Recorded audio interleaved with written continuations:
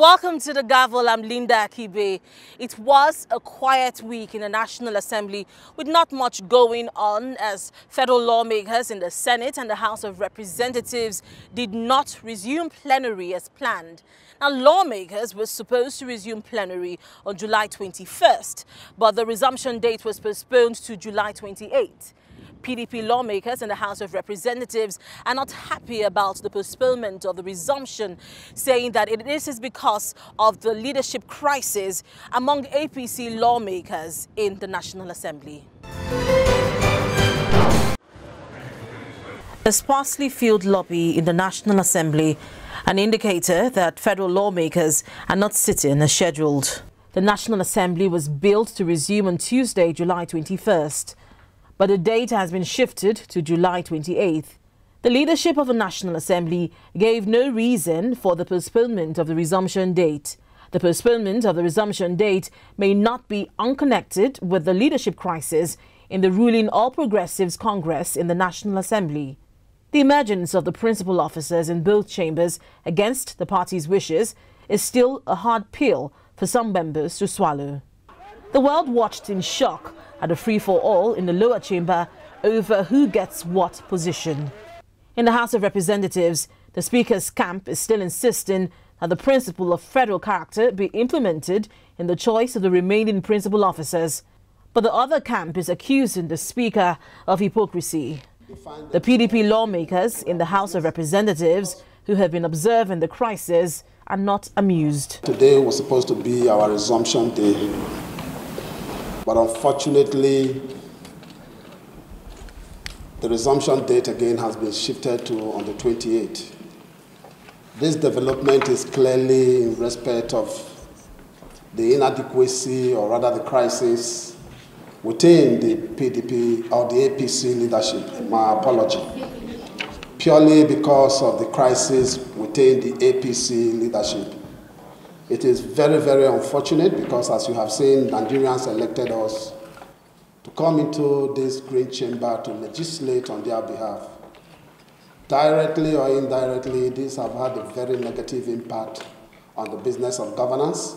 And I think, we want to make it very clear that on that 28th day of this month, which is the new resumption day, we want to state with all emphasis that on that day, it should be a day that is non-negotiable because resumption must take place on that day.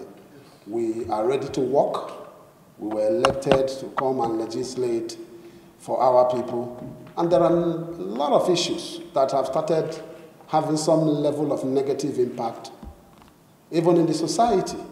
So we think, as a matter of fact, that APC as a party should please urgently put their house in order so that they can come to the floor and carry on their legislative business.